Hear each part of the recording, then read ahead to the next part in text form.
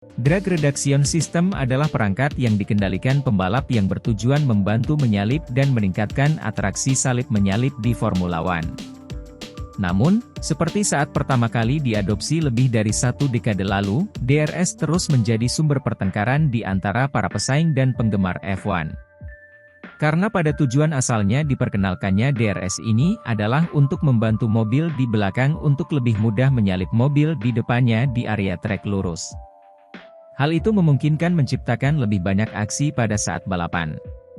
Akan tetapi, DRS juga menyebabkan overtake yang terlalu mudah bagi pembalap yang memiliki mobil yang lebih cepat.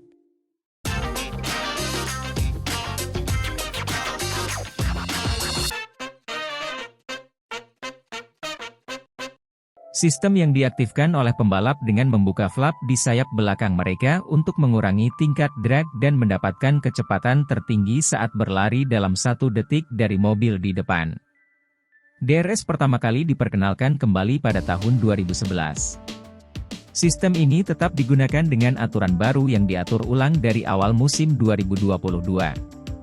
Penggunaan DRS memungkinkan pembalap untuk meningkatkan kecepatan garis lurus dengan membuang drag sayap belakang melalui celah yang dapat dibuka ketika mobil berjalan dalam 1 detik dari mobil di depan. Pembalap juga dapat menggunakan sistem ini pada latihan dan putaran kualifikasi, bahkan saat berlari sendirian di trek. Perangkat ini sering dikritik karena dengan menekan tombol untuk mendapatkan peningkatan kecepatan, pembalap secara artifisial bisa mendapatkan waktu untuk mendahului saingannya. Oleh karena itu, sering dikatakan bahwa DRS menghilangkan keterampilan melakukan manuver menyalip yang menantang. Tapi DRS bukanlah tombol menyalip sederhana yang secara otomatis berarti dengan mudah menyalip mobil di depan. Meskipun DRS seringkali overpower di lintasan, saat sebelum zona pengereman di trek lurus, alat ini umumnya ditujukan untuk membantu menyalip ketika pembalap akan terjebak di dirty air. Namun, karena mobil F1 generasi terbaru telah dirancang untuk memungkinkan para pembalap bisa mengikuti lebih dekat pesaing di depannya dengan efek dirty air yang berkurang, banyak orang berharap DRS dihilangkan. Meskipun itu adalah tujuan bos F1 di tahun-tahun mendatang, keberkelanjutan penggunaan perangkat ini tetap diperdebatkan. Sejak sayap belakang menjadi bagian penting dari kinerja aerodinamika mobil F1 pada akhir 1960-an, itu memiliki efek langsung pada seberapa dekat mobil dapat saling mengikuti. Tapi karena mesin di era sebelum 2014 berarti tim jarang bisa mengandalkan keuntungan besar untuk memulai di depan atau mengatasi mobil saingan, kesenjangan kinerja yang lebih kecil menempatkan penekanan yang lebih besar pada efek udara kotor dalam balap. Ini adalah fenomena udara yang telah didorong oleh satu mobil yang mendarat di ujung depan mobil yang mengikuti di belakang, yang menyebabkan penanganan yang tidak terduga dan peningkatan keausan ban karena peningkatan geser mobil.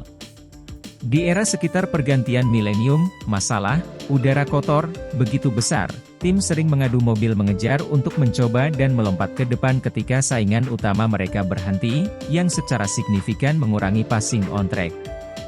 Ini, pada gilirannya, dikritik oleh penggemar dan pengamat sebagai produk balap F1 yang lebih rendah. DRS terus digunakan di era turbo hybrid, yang secara dramatis mengubah tatanan kompetitif F1 hingga akhir 2021. Mulai 2022, F1 telah kembali ke aturan ground effect untuk mengurangi efek udara kotor dan meningkatkan persaingan yang sengit di trek. Sementara ini secara umum aerodinamika yang diubah telah mengurangi efek slipstream. Ini, bersama dengan kejuaraan yang mencapai paritas kinerja mesin yang lebih besar menjelang perubahan aturan di area mobil tersebut untuk tahun 2026, berarti DRS terus memiliki dampak besar dalam menyalip manuver. DRS menggunakan aktuator yang mengendalikan flap di tengah sayap belakang mobil F1 yang dapat dibuka saat pembalap menekan tombol setir setelah mereka memasuki bagian yang ditentukan dari setiap trek. Area ini dikenal sebagai zona aktivasi. DRS flap terbuka mengurangi luas permukaan sayap belakang dan dengan demikian berfungsi untuk mengurangi hambatan aerodinamis, meningkatkan kecepatan garis lurus dengan cepat. Dalam balapan, penggunaan DRS hanya diperbolehkan ketika seorang pembalap berlari dalam 1 detik dari mobil di depan. Dalam latihan dan kualifikasi, DRS dapat digunakan sesuka hati, tetapi hanya dalam zona aktivasi yang ditetapkan. Hingga 2013, pembalap dapat menggunakan DRS di titik manapun di trek untuk mengurangi hambatan saat kualifikasi. Hal ini menyebabkan tim menerapkan setup yang sempurna untuk digunakan di kualifikasi, tetapi menghambat pembalap yang mencoba balapan di hari Minggu. Kesenjangan 1 detik kritis antara mobil diukur pada titik-titik tertentu sebelum zona DRS, yang dikenal sebagai titik deteksi. Di sini, pengatur waktu elektronik di permukaan lintasan mengukur jarak antara dua mobil. Jika mobil berikut diukur berjalan kurang dari 1 detik di belakang, sinyal dikirim ke mobil, memungkinkan DRS diaktifkan di zona berikutnya. Biasanya, pembalap diberitahu bahwa mereka dapat menggunakan DRS dengan mengaktifkan lampu dashboard di roda kemudi mereka. Untuk mobil di depan, tim biasanya mengirimkan radio kepada pembalap mereka untuk memperingatkan jika saingan berada dalam jarak vital. Pembalap yang menyerang akan mengaktifkan DRS secara manual dengan menekan tombol setir. Tombol ini dapat diatur di bagian depan atau belakang setir tergantung pada preferensi pembalap. Jika berlari dengan DRS aktif dan sayap belakang terbuka, pembalap akan mematikan DRS dan menutup flap saat berikutnya mereka melepas pedal gas atau menekan pedal rem. Tombol roda kemudi juga menutup flap sayap belakang jika ditekan kedua kalinya per aktivasi. Pembalap dapat memilih untuk menutup sayap sebelum mengerem ke tikungan, jika mereka khawatir tentang beban aerodinamis yang menempel kembali ke sayap belakang penuh dan mungkin menyebabkan ketidakstabilan saat masuk tikungan. Pembalap tidak harus mengaktifkan DRS jika berjalan dalam 1 detik dari mobil lain. Plus, menekan tombol terlalu dini berarti tidak akan terbuka pada titik yang diinginkan, menyebabkan penundaan sebelum sayap dapat dibuka. DRS tidak dapat digunakan pada 2 lap pertama balapan, atau setelah start berdiri, atau rolling setelah periode safety car atau bendera merah. Ofisial Direktur Balapan juga dapat menonaktifkan DRS atas kebijakan mereka sendiri jika kondisi dianggap tidak aman, misalnya karena hujan. Mobil keluar jalur atau menjatuhkan puing pada titik tertentu juga dapat menyebabkan DRS dinonaktifkan sementara di zona tertentu. Pembalap yang membela hanya dapat mengaktifkan DRS jika mereka juga berada dalam 1 detik dari mobil di depan. Ini umumnya terjadi dalam fenomena yang dikenal sebagai kereta DRS. Ini pada dasarnya membatalkan manfaat DRS, karena meniadakan dampak peningkatan kecepatan tertinggi jika banyak mobil dalam kelompok bertambah dan kesenjangan biasanya tetap stabil. Juga umum bagi pembalap bertahan untuk menggunakan kembali penggunaan energi listrik mereka melalui elemen hibrida dari powertrain F1 modern, ini biasanya disebut tombol menyalip. Tetapi untuk beberapa tim ini dikenal sebagai SOC, kondisi pengisian daya, tombol, untuk mempercepat lebih cepat ke lurus.